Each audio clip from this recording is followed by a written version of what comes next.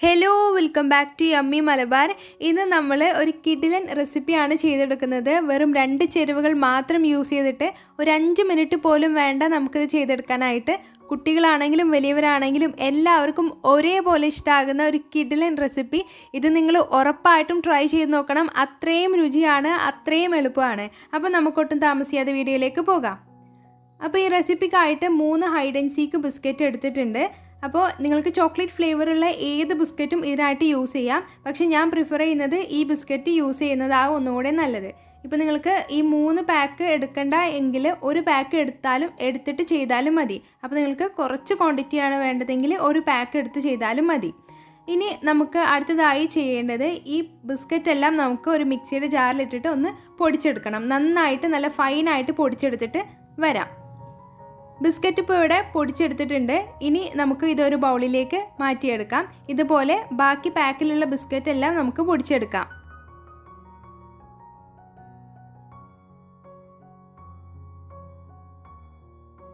അപ്പോൾ ബിസ്ക്കറ്റ് എല്ലാം ഇവിടെ പൊടിച്ചെടുത്തിട്ടുണ്ട്.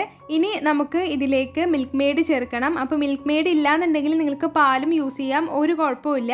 മിൽക്ക് മെയ്ഡ് കിട്ടുവാണെങ്കിൽ അത് തന്നെ യൂസ് ചെയ്യുന്നതാവും നല്ലത്. പിന്നെ ഇത് ഞാൻ എത്ര അളവിൽ ഉപയോഗിച്ചു എന്ന് ഞാൻ പറയുന്നില്ല. കാരണം ഇതിൻ്റെ പരുവെന്ന് വെച്ചാൽ നമുക്കിതൊരു ചപ്പാത്തി മാവ് പോലെ ഇതിങ്ങനെ കുഴച്ചെടുക്കാനായിട്ട് പറ്റണം. ആ പരുവാകുന്നത് വരെ നമുക്ക് കുറച്ചായിട്ട് ചേർത്തിട്ട് മിക്സ് ചെയ്തിട്ട് നമുക്ക് നോക്കാം. അപ്പോൾ ഇതിന് പകരം പാലും ചേർക്കാം എന്ന് പറഞ്ഞില്ലേ. അപ്പോൾ ആ പാല് നിങ്ങൾക്ക് ചൂടോടെ ചേർക്കണമെന്ന് യാതൊരു നിർബന്ധമില്ല. ചൂടില്ലാത്ത പാല് ചേർത്ത് കൊടുത്താലും മതി. ഇതിൻ്റെ ആ ഒരു പരുവം ഞാൻ അവസാനം കാണിച്ചു തരാം. നമുക്കതിനെ ഉരുട്ടിയെടുക്കാൻ പാകത്തിനാകുന്നത് വരെ നമ്മൾ മിക്സ് ചെയ്തുകൊണ്ടേ ഇരിക്കുക. ഇപ്പോൾ നിങ്ങൾക്കിപ്പോൾ പകുതി പാല് ഉണ്ട്, പിന്നെ അതുപോലെ തന്നെ കുറച്ച് കണ്ടൻസ്ഡ് മിൽക്കും ഉണ്ട്. അങ്ങനെ യൂസ് ചെയ്യണമെങ്കിൽ അങ്ങനെയും ചെയ്യാം. പകുതി പാലും പകുതി കണ്ടൻസ്ഡ് മിൽക്കും, അത് നിങ്ങളുടെ ഇഷ്ടത്തിനനുസരിച്ചിട്ട് നിങ്ങൾ മാറ്റം വരുത്തുക.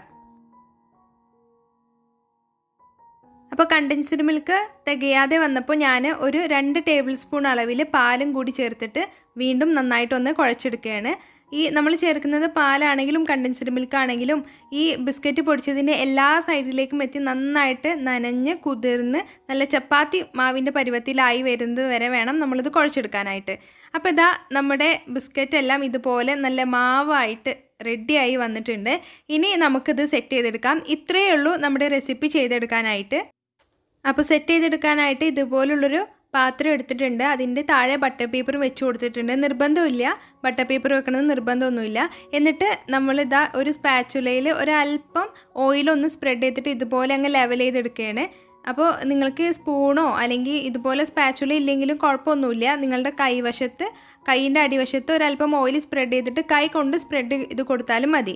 ഇനി ഒരു ഡെക്കറേഷനായിട്ട് ഒരല്പം വൈറ്റ് ചോക്ലേറ്റ് ചിപ്സ് കൂടി ഞാൻ ഇതിൻ്റെ മുകളിൽ ഇട്ട് കൊടുക്കുന്നുണ്ട്.